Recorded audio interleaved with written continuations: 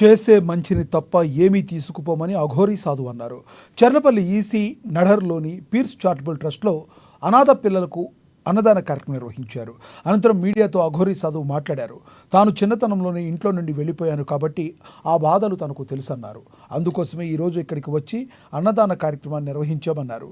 రాజకీయ నాయకులు, ఆర్థికంగా ఉన్నవారు గోసేన, బట్టలు, పుస్తకాలు, ఆహారం లాంటి సహాయ కార్యక్రమాలు చేయాలని కోరారు.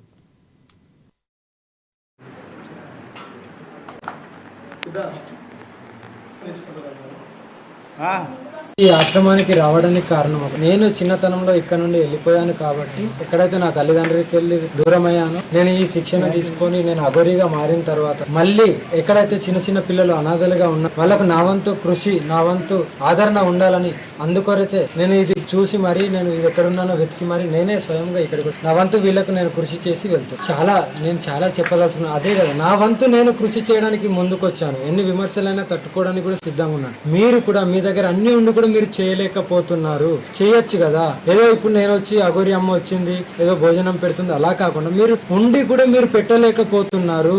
అదే నేను అంటున్నారు, ఉండి కూడా ఎందుకు పెట్టలేకపోతున్నారు? ఒక పిల్లోడికో ఒక పిల్లకు ఎందుకు సాయం చేయలేకపోతున్నారు? చదువు విషయంలో చాలా మంది, ఒక 4 ఆడపిల్లలు ఉన్నారు ఇక్కడ సిద్దిపేట దగ్గర. చాలా నాకు వాళ్ళని చూస్తే నా అక్కల్లాగా నా చెల్లెల్లాగా అనిపించారు. వాళ్ళు 4కి సీట్ వచ్చింది, 4కి మెడిసిన్ సీట్ వచ్చింది, అయినా సరే ఎవరు స్పందించలో లేదో ఇప్పటి వరకు నాకు తెలియదు. నేను స్వయం వెళ్ళి ఆశీర్వదించి మరీ వచ్చాను. అంటే నాకు ఎక్కడైతే తెలుస్తుందో నేను అక్కడి వరకు నేను వెళ్ళి నా వంతు నేను చేసుకుంటూ వస్తున్నాను. నేను మీడియా పరంగా నేను ఏం చెప్తున్నాను, నేనేదో వచ్చినా నేనేదో సాయం చేసి నేనేదో ఇక్కడికి వచ్చి పిల్లల గురించి చెప్తున్నాను కాకుండా మీకంతా ఉన్నది, మీకు చేసే శక్తి ఉన్నది. రాజకీయ నాయకులకు కానీ లేదంటే ఉన్న ఆర్థికంగా ఉన్న వాళ్ళకు కూడా నేను ఏం చెప్తుంటే మీరు ఇక్కడికి ఏది శాశ్వతం కాదు, ఏది కాదు. అన్నదానం చేయండి, గోసేవ చేయండి, ఇలాగే బట్టలు అవి పంచుతూ ఇలా పిల్లల్ని ప్రోత్సహిస్తూ ఉండండి. అదొకటి.